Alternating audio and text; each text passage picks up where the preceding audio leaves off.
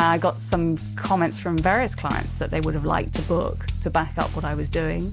So I thought, okay, well, at least I can think of at least 3 people who might buy this book if I write it. No kidding. I had a Post-it note on my desk saying, this is for Sarah, this is for Nyan, this is for Peter. In this episode, you'll get to know Caroline Webb, the science-centered leadership coach. And you'll hear the story of how she turned her interest in economics into a career as one of the most esteemed leadership coaches in the world. I'm Dave Crenshaw, and this is My Success Show. Welcome back, friends, to the Dave Crenshaw Success Show. This is where I speak to some of the most successful people in my life's journey, and I'm on the hunt for universal principles of success to help both you and my family succeed. In case it's your first time here, I'm a best-selling author. I speak around the world of Fortune 500 companies, and I've taught millions of people how to be successful through my online courses, particularly my courses on LinkedIn Learning. With this show, I wanted to do something a little bit different, create a legacy project. Really, first of all, I was inspired to help my children succeed, but then I thought, well, I think everyone else would enjoy learning along with them.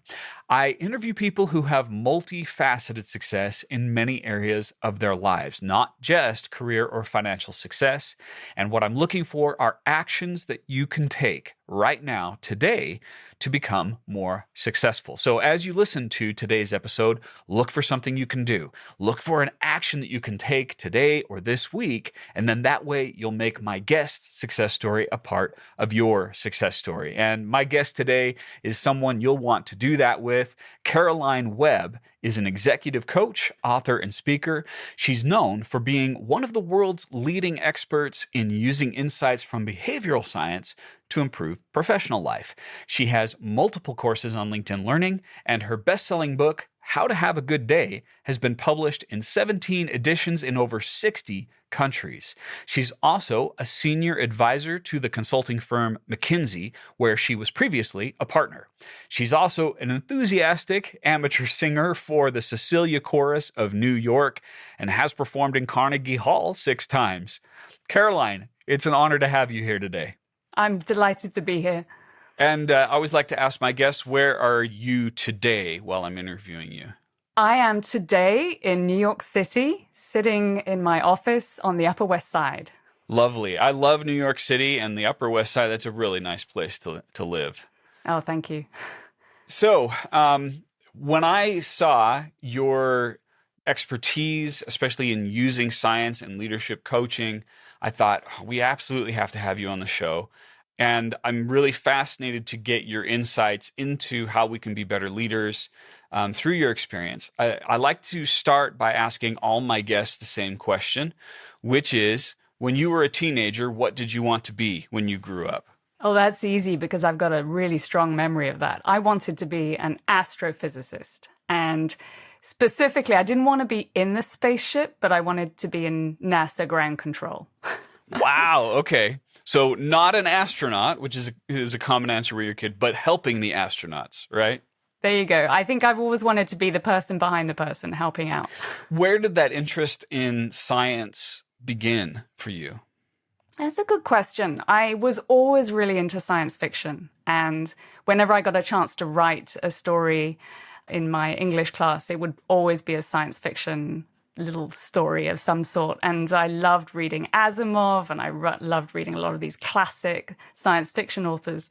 So I really enjoyed, immersing myself in this kind of world. And the more I thought about it, the more I got interested in actually helping to shape it. And I was always quite into math, and so was able to conceive of the possibility of going in that direction, let's say. That's, we're kindred spirits in that area. I love science fiction. In fact, I even wrote a science fiction novel under a pen name. So that's fantastic that you loved that. So I'm assuming that academically speaking, you also had a gift for science.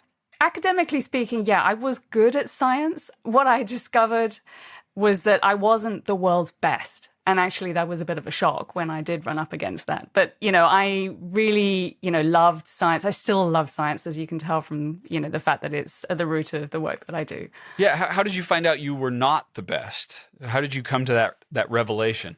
Well, I went to an international school that I got a scholarship to, where I was suddenly alongside kids from all around the world, and actually kids who were a little bit older than me as well, in some cases.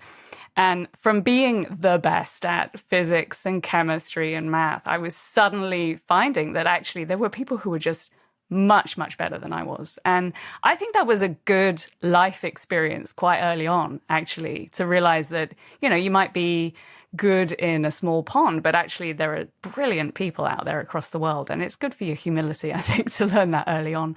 That is so true in so many areas where we might in high school be particularly good at something because it's a small sample size, right? And then you get to the next level and you go, wait a minute. There were a lot of people in a lot of high schools who were at that level that I was at. Exactly. Yeah. So then I had to pivot.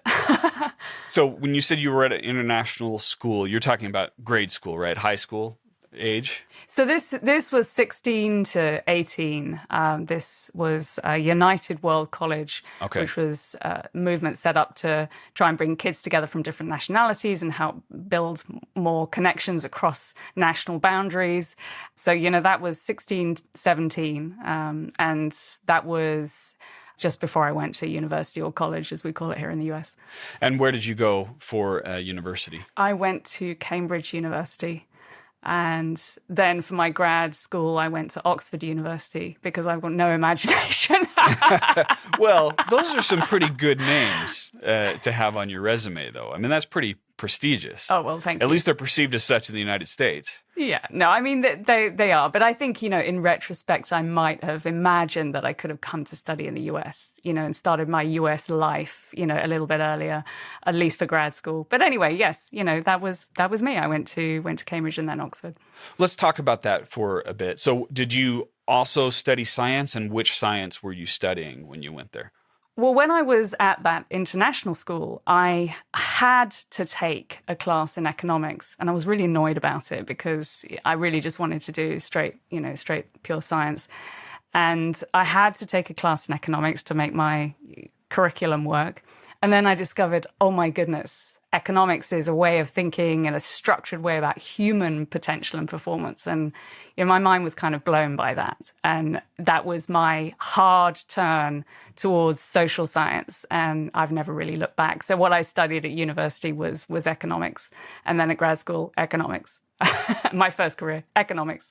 And so, Caroline, for those who are unfamiliar, we've got an audience of all age ranges and experience. For those who are unfamiliar, how would you define economics? What does that mean on a day-to-day basis?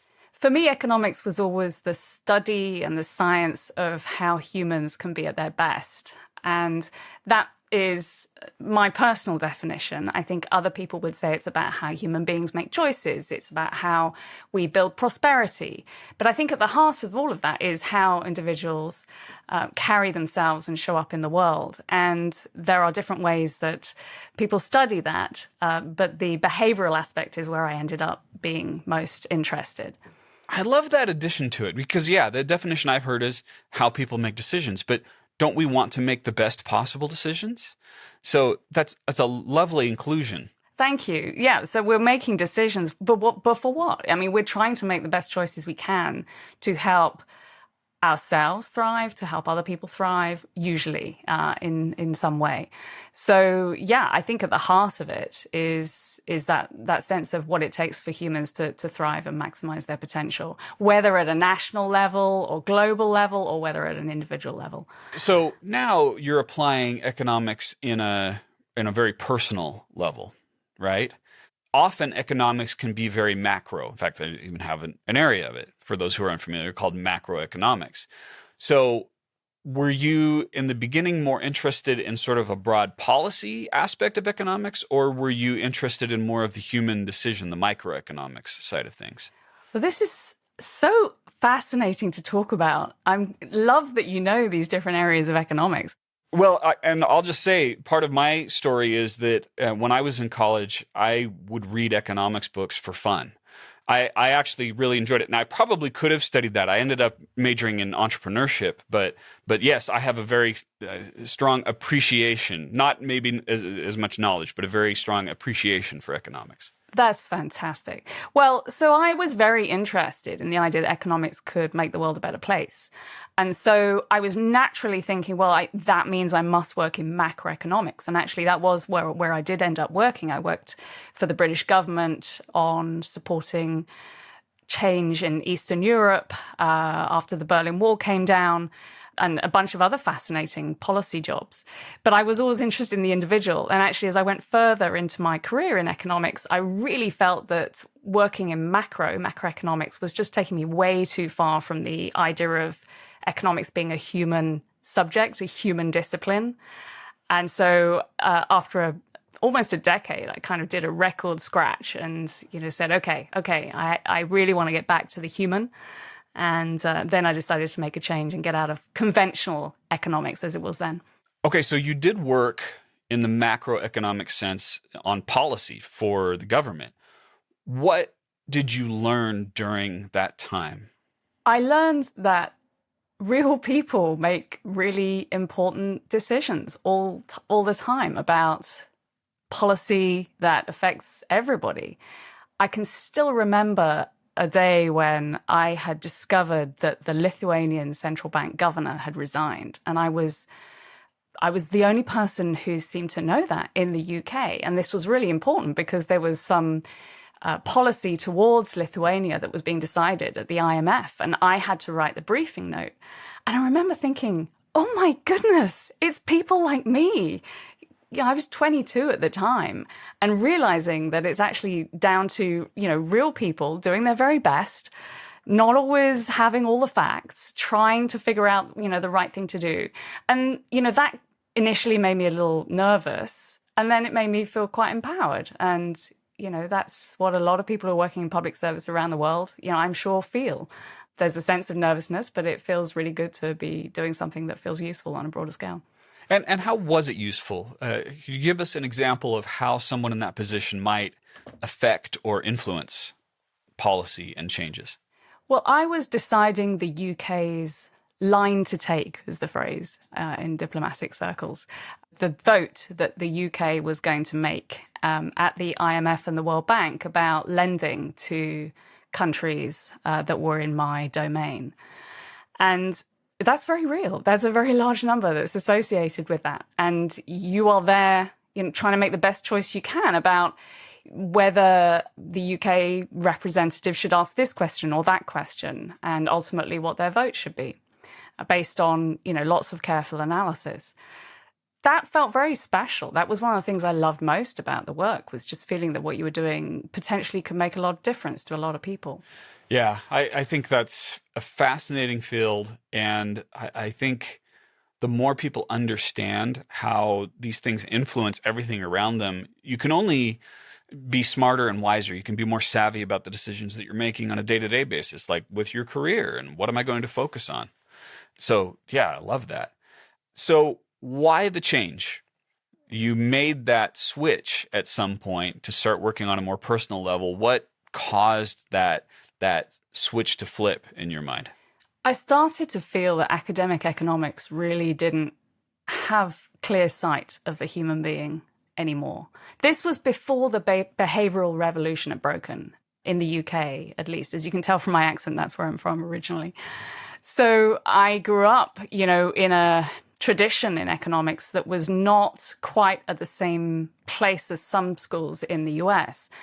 And the idea that, for example, humans might do anything except maximize money in any given moment, which is, at the heart of a lot of economic models, that we might care about, community, or we might care about our family, or we might care about, any number of other things. We might care about, looking good, or some of these psychological dimensions. That was not present at the time in the economics tradition.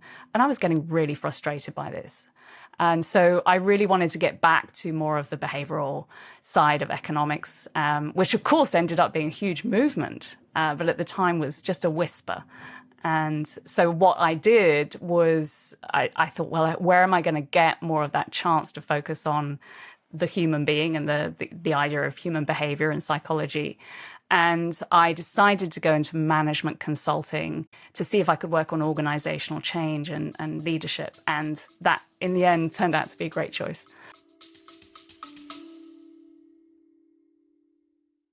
No matter what your career is, your foundation of success begins with one thing: effective time management. And thanks to the generosity of Microsoft, you can get my entire course, Time Management Fundamentals, for free on LinkedIn Learning. Go to davegift.com to get your free access now. This is the course that millions around the world have used to become more productive and reduce stress. Everyone from Fortune 500 executives to freelancers to students. Now, it's the same coaching I've provided in person for tens of thousands of dollars per day, but you can get it for free on LinkedIn Learning. You don't need to provide anything to access it. No credit card, no email. Just go to davegift.com and start learning. Thank you so much, Microsoft and LinkedIn Learning, for your partnership. davegift.com. So this leads to a question in my mind, and it might be difficult to remember, but as best you can you remember the first or one of the first moments where you actually consulted someone, where you actually provided that management consulting and advice? Because that's a pretty big turning point for anyone who finally decides to do something like that. You know, whenever anyone has a turning point, there's usually traces of it beforehand, right? And honestly, the first trace of it came when I was sitting with the central bank governor in Poland. Now, to be clear, I wasn't old enough to be running the meeting, but I was there. And she was trying to figure out how to move her central bank from what was really just a kind of shell of an organization to a real organization that was playing the role that a central bank does in a modern economy. And it was the first time that I saw that you could sit with a senior person and you could help them think something through without necessarily being an expert, but having something to offer through your curiosity and your care. And so that was, very early on. And there were a few of those moments. But if I go back to the very first time that I imagined the possibility of doing something coaching related, that was the moment. Probably 1994. Oh, wow.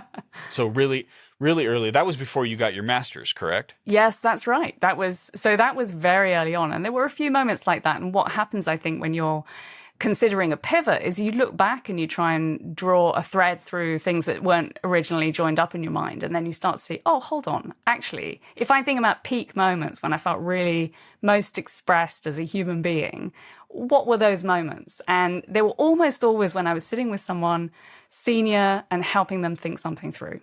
My animating force is feeling useful. I really want to feel useful and helpful to help people thrive and be at their very best. And I'm lucky enough to have found a way to make that the center of my work.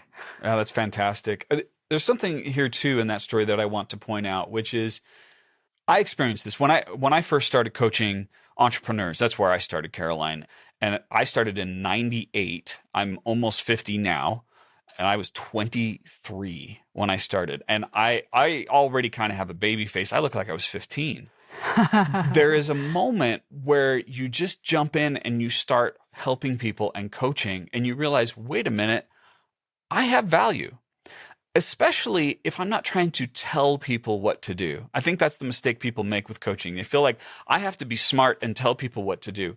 But instead, it's about helping people find what's already right for them, what they already kind of deep in their heart know is right, but for some reason they're not doing it. Would you agree with that? I would agree with that, yeah. And there were times early in my career at McKinsey where I had a similar sort of experience, as a consultant sitting with a senior, I can still remember talking to a CFO about the IT system that she needed to commission. And I know nothing. I really, I could not opine on the actual choices, but to help her structure her thinking and then, help her think about how to reach the right choice. Yeah, absolutely. And, as you say, it's about enabling what's inside someone. Okay, so we've talked about the good starting experiences that you've had that gave you encouragement. Is there something that you look back on and you go, wow, I did not handle that right. I could have done so much better in this situation. Are there moments like that stand out in your mind or that you replay and learn from? Oh, absolutely. I think everybody has moments that, that didn't go quite so well. One of the challenges for me has always been that I'm a late night person. And when I say late night, I mean my body wants to go to sleep at 3 a.m. and Oh, wake wow. up at 11 That's really a.m. late. Oh, yeah. Yeah, absolutely. I have the body clock of a teenage boy. This is... And so that has always been something for me to actively manage in professional life. So, there have been times when I have really had to kind of scramble to make sure that I am fully on and awake and able to be fully present. And when I was doing a lot of group work with clients where I would need to be sort of holding the space, if you like, at 8 a.m. and, meeting with the CEO at 7 a.m., it was almost the point where I might as well just stay up all night, So, I would say that there are a few moments when I've really, I've really been just about able to switch things on a moment before I absolutely needed to. And there was one time when I slept through my alarm. And so I always now schedule my coaching meetings after 10 a.m. And I find that works better for everybody. I really want to highlight that there. I think that's important, more important than someone listening to it might have caught on. So often, I think we try to do what we think other people think is good. We want to accommodate. And I think that's important. But you also have to understand who you are and communicate that with other people and say, you know what? If you want me at my best, this is the way to do it. I think, Caroline, a couple of things that I've done is if I'm coaching someone in person, I'm like, I need to stand up. I can't think as clearly when I'm in this chair. And related to that, a lot of the stuff that I would do is on phone. And they'd say, can we do a video conference? I'd say, we can do a video conference, but understand I'm going to be moving around the whole time because I think best when I do that. It's okay to tell people that. It's okay to say, let's make an adjustment because I want to be at my very best for you. So true. And I've tried to encourage people over the years to understand that. And actually, the first time that I realized that I could set boundaries and be clear with people about, how I was going to show up best was actually back to my career in economics, where for a period I was actually forecasting and analyzing the US economy for the British authorities. And so, with the US time zones, it meant that the markets in the US didn't open until well into the UK day. And I negotiated a very late start and then a very late finish. I would be the last person in the office by a long way. I would be, working hours at the end of the day that people thought were crazy, but they suited me. And that taught me really early on that actually not only is it helpful to be clear with yourself about how to get the best out of yourself, but actually can be really powerful to talk to other people because it meant that, it gave us more cover on a bunch of things. And the same thing happened then, as a consultant. You have to fit around your clients. You have to fit around your colleagues. You have to be a decent, collaborative person. But so many people don't actually articulate what they need. And that's something I've really advocated. Talk to us a little bit about McKinsey. How long did you work there? I was there for 12 years. And then I moved from being a partner to having an external role as a senior advisor. So, another 12 years or so of being somewhat connected, let's say. Long time. Yeah. So how does that work to become a partner at McKinsey? What do you have to do for that to happen? What does that mean? Well, you have to be really clear and distinctive in what you're bringing to the gene pool. You actually need to be bringing something that is a little bit different. And so in order to enrich the partnership, there needs to be some clarity about what you stand for and the kind of work you do and the kind of work you like doing. And I was lucky because, what I was doing at McKinsey was pretty unusual. It was not in the mainstream to do behavioral change work. And I think, there was a space for me. And then, also realistically, you have to be able to, bring in some work. I mean, there's also that. And so, you have to be able to show that you are compelling enough in what you do, that you will bring clients to you. And that's partly what you do, but it's also how you do it and who you are as a person. That's a really interesting perspective. it puts a little more emphasis on the marketing aspect of things than the sales. In the end, it's still a sale. But how did you do that early on in your career? How did you actually attract people into McKinsey and what you were doing? This is more of a logistics question, more of a systems question. Like, what was your process? Well, my process isn't necessarily what everybody does there, but my process was to figure out the work I most wanted to do. And that was leadership and organizational change. And leadership in thinking about top team dynamics, in thinking about how to coach CEOs and people in the C-suite. And I went really deep into thinking about whether it was possible for us to define a way of doing that as a firm. Now, everybody's different, every partner's different, so you don't want to tell people how to coach their clients. But I went quite far into trying to decide how could we show up better when we're working with an executive team or a board and we're trying to help them be the best leaders they can be. So I spent several years working to lay down those approaches, and I would help teams around the world, McKinsey teams who were serving clients on all sorts of topics and all sorts of industries. And they would say, oh, we've got a session with the board. We would like to come out of this with them feeling like they own the change that we're driving. What's your advice? And so I would sit with them, and I did that again and again and again and again. And eventually they pulled me into their situations. I had a little bit of a depth of understanding in healthcare because I had come through the public sector route in the UK. And so I was able to understand what it was like to be in large, complex, sometimes bureaucratic organizations. And so then as time went on, I specialized more and more in healthcare. In fact, I said to the healthcare leaders, I think there's a massive opportunity for us to do more organizational change and leadership work in healthcare. And they said, go for it. I mean, they didn't give me a budget or anything, concrete like that, but they said, fine, go and talk to our clients and see whether you can, get them interested in this.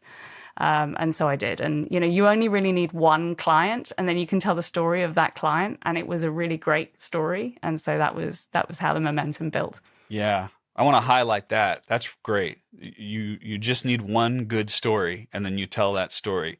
In my case, on my career with coaching entrepreneurs, that's what I did. Is I located people who were well respected in the community, and I said, if I can help you, you just tell other people what we've done, and then that sort of caused everything to bloom and made it so much easier for me to find clients. So I love that principle. So true, and so much of it is about finding someone you really click with.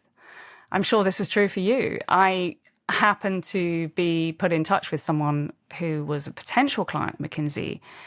Someone thought, oh, Caroline will get on well with her. And, we're still in touch. We did such fabulous work together. And so much of that came from us clicking and understanding, oh, right, what you do, Caroline, could be useful to me, Helen. And, also what you do, Helen, is absolutely fascinating to me, Caroline. And so, it was a wonderful partnership for many years.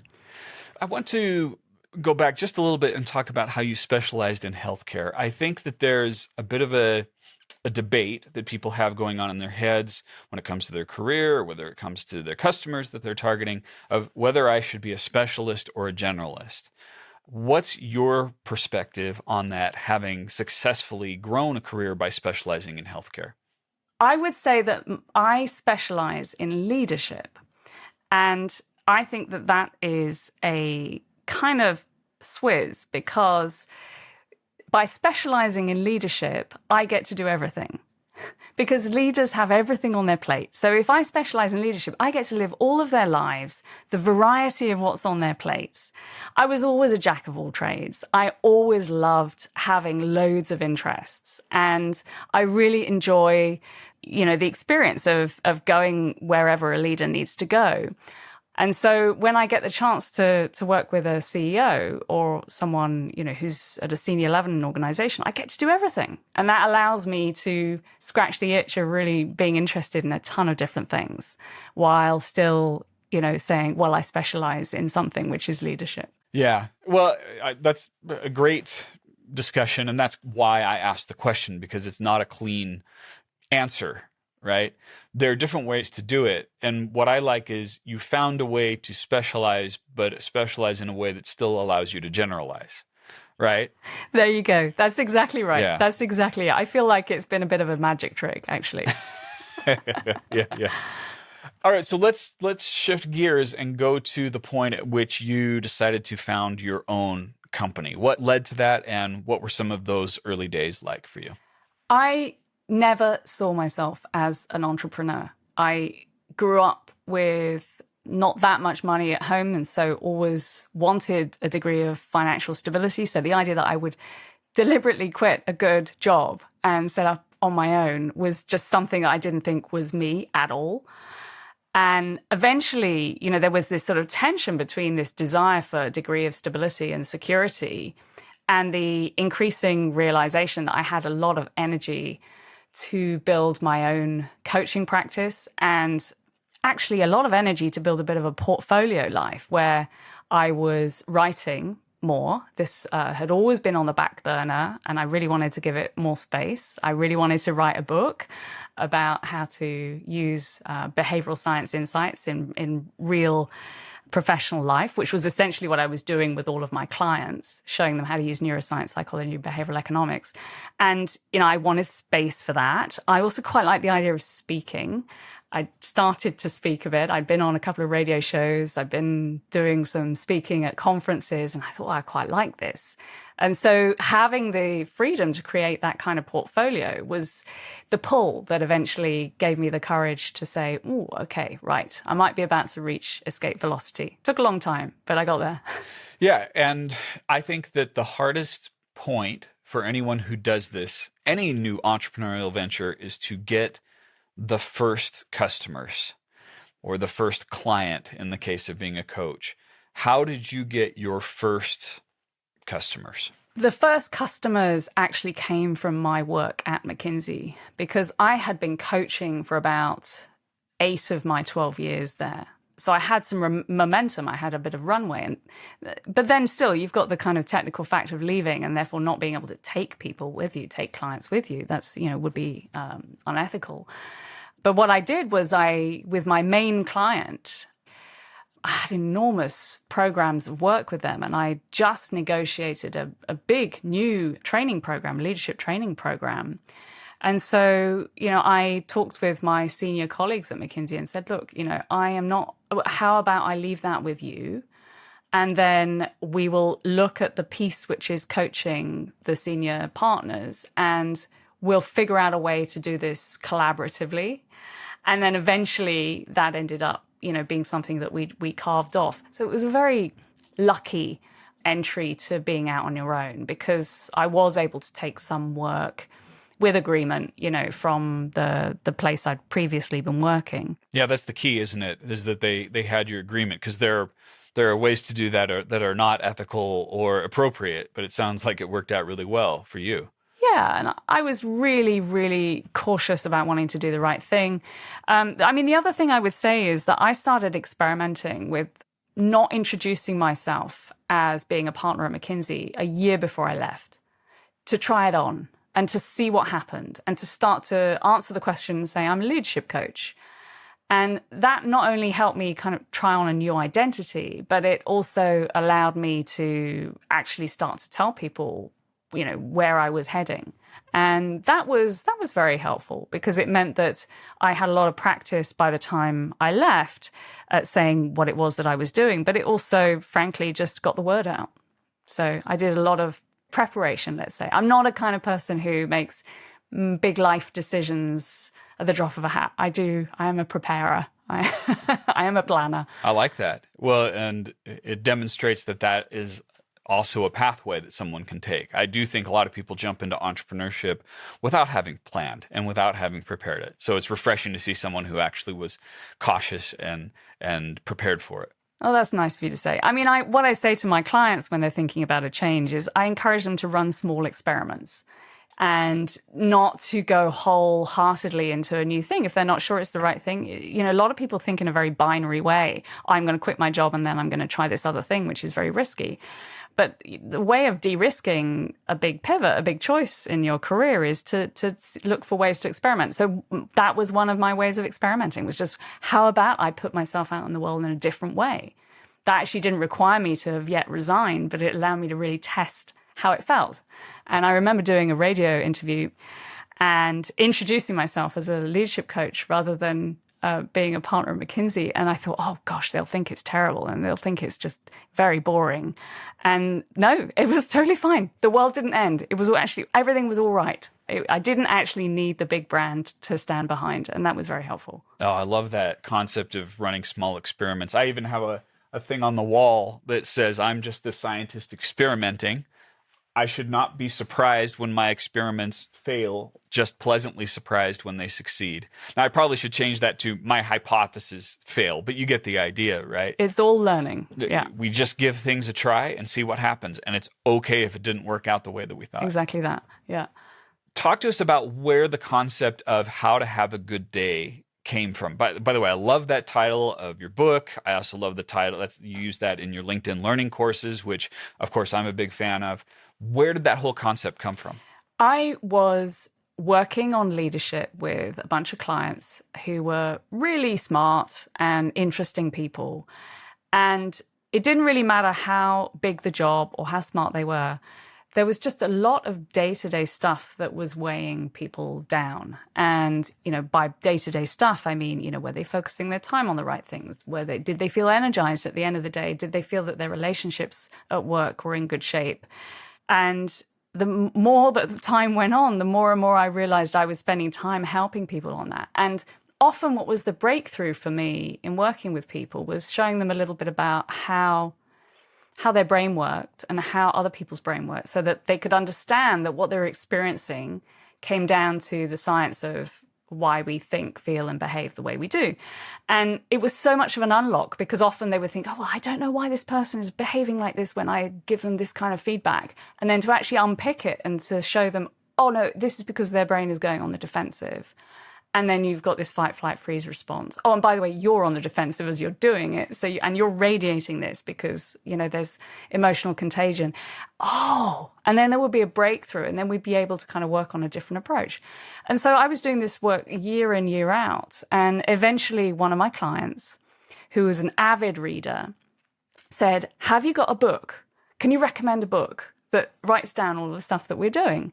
And I said, well, you know, there's Daniel Kahneman's Thinking Fast and Slow, and there's Dan Ariely's Predictably Irrational. And she said, no, I've read those. I mean, the practical application of it. And that's what gave me the sense of, oh, actually, there could be a space for me, because I am a translator. I translate primary research into practical application. And I think I needed that feeling that there was a need. I got some comments from various clients that they would have liked a book to back up what I was doing. So I thought, okay, well, at least I can think of at least 3 people who might buy this book if I write it. No kidding, I had a Post-it note on my desk saying, this is for Sarah, this is for Nyan, this is for Peter. I was like, okay, well, this is for at least a few people. Oh, well, and if you're going to write a book, that's honestly the best way to write it. If you try to write it for everybody, you're going to be unfocused, and it's not going to come from as deep of a place. But when you're writing for just one or a few people, it's really easy to get to the emotional side of it and really dig deep on what's important. Yeah, and I think, you know, it's a good trick for anyone who's got a big, long project that's, you know, hard work, is just to keep in mind, who's it for? Who's going to benefit from this?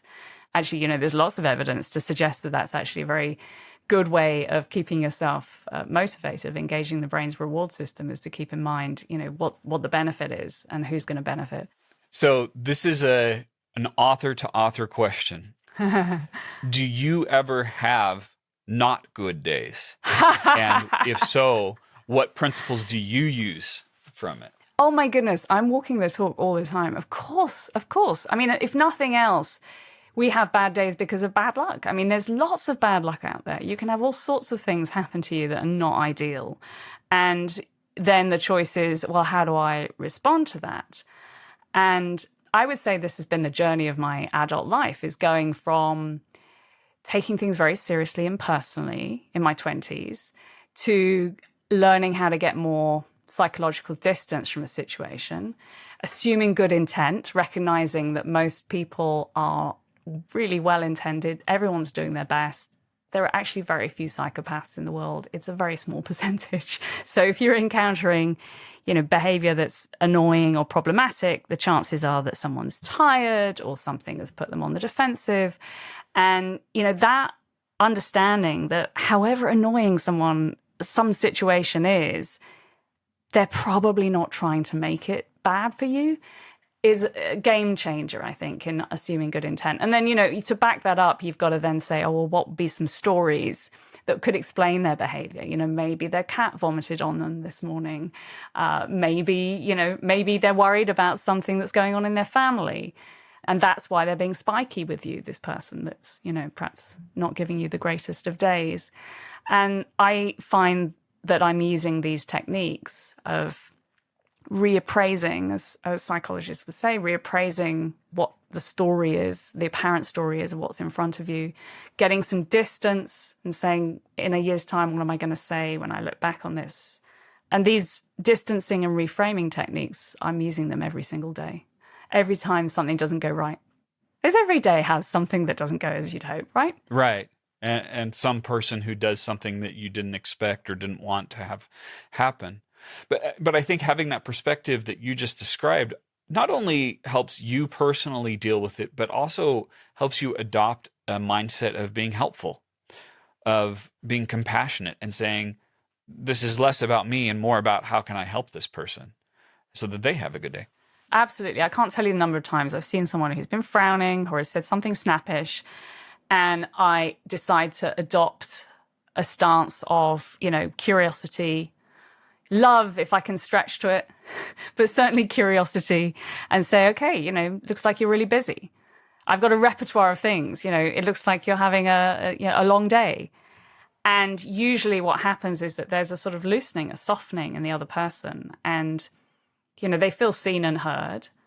They might or might not open up to you, but it shifts the energy between the two of you very, very quickly to show curiosity and care. And yes, so time and again, it really is not just a good mental trick for yourself, but it does change the way that you have an impact on people around you.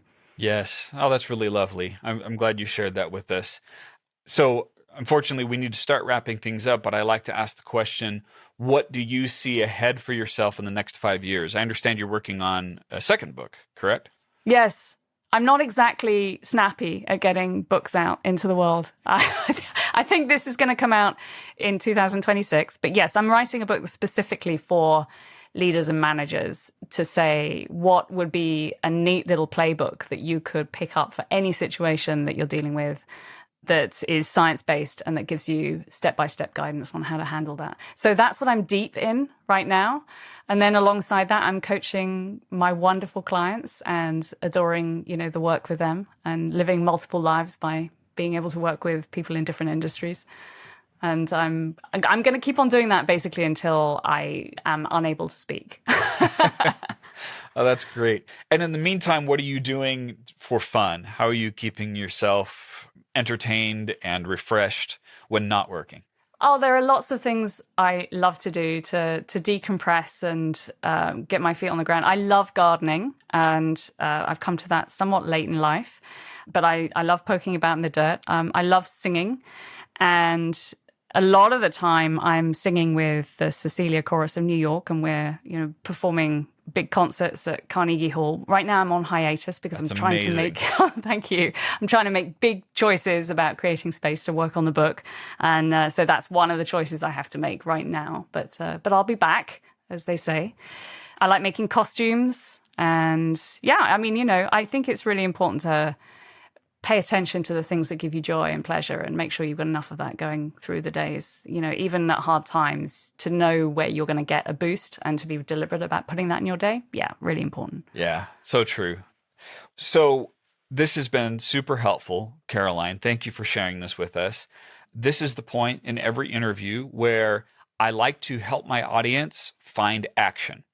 find something that they can do today or this week, right? Because you've shared so many wonderful things with us in your story, but I want to help someone actually do something about it. So what I'm going to do is I'm going to summarize just 3, there were so many in here, but just 3 of the actions that stood out to me that anyone can take, no matter what their age or where they are in their career. And then I'd like you to add 1 more after that. Sound good? You got it. Okay. So the first one, and this is, I admit I'm a little biased toward this, but boy, it's helpful. Learn a little bit about economics. Just take some time and read about it. You can, there are courses on LinkedIn Learning. You can look up something on YouTube.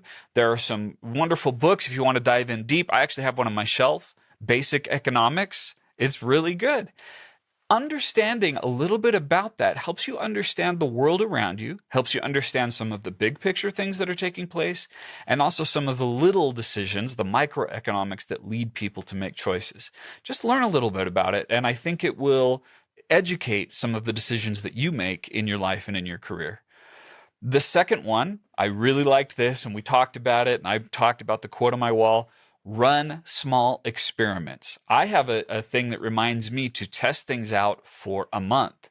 So if I've got some new idea in my business, I say, okay, I'm gonna go with this for 30 days, and then I'm gonna stop and reassess and look at what the data is telling me.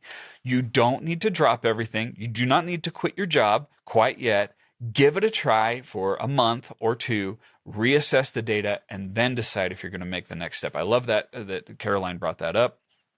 And then I'm going to highlight that principle that she said at the end from her book, How to Have a Good Day. Most people are trying to do their best. And think about that. Think about the last moment, it may have happened today or yesterday, where someone did something that you didn't like. Maybe it wasn't even on a personal level. You just saw someone do something silly in public, and ask yourself, I love, Caroline, you said, what are the stories? What could be the story behind this? And just try to do that a little bit more. Assume that someone is trying to do their best, and maybe they were just having a bad day. Maybe something caused them to do that. And I think if you start to incorporate that into your life, you'll be more compassionate, you'll be more patient, and you're going to feel a lot less stressed about the things that other people do. I love that.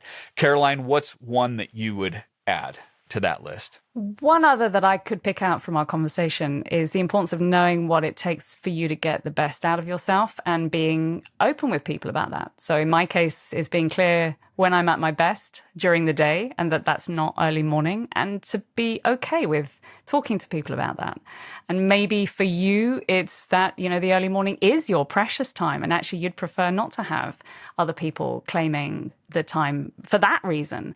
And I think, we are a little shy sometimes of saying what it is that we need in order to be at our best. I think maybe we're getting better at it over the years, but a lot of people I meet still aren't super clear when their peak times are and how to sell that time to themselves and protect it, and the conversations they need to have with their colleagues and family in order to do that. Oh, fantastic. Thank you for sharing that with us, Caroline. So just a reminder to everyone, the book that she wrote is How to Have a Good Day. You can also look up her courses on LinkedIn Learning. That's Webb with 2 B's. And Caroline, if someone wants to work with you or they want to follow you, what's the best place for them to go? My website is carolinewebb.co. That's .co at the end. There are lots of Caroline Webbs in the world. I have not got .com. Oh. So come find me at carolinewebb.co and send me a message there. I'll be delighted to hear from you. Great. .co because you mean business, right? Ha ha ha. There you go. Thank you so much for sharing this with us, Caroline. Thank you for being here. And thank you, everyone, for listening. Remember, it's not just about the knowledge that you received or the inspiration that you felt. It's about the action that you take. So do something today or this week based on what Caroline shared with you, and you'll make her success story a part of your success story. Thanks for listening. You've been listening to the Dave Crenshaw Success Show, hosted by my dad, Dave Crenshaw, and produced by Invaluable Incorporated. Research and assistant production by Victoria Bedez. Sound editing by Nick Wright. Voiceover by me, Darcy Crenshaw. And the music is by Ryan Brady via Pond 5 Licensing.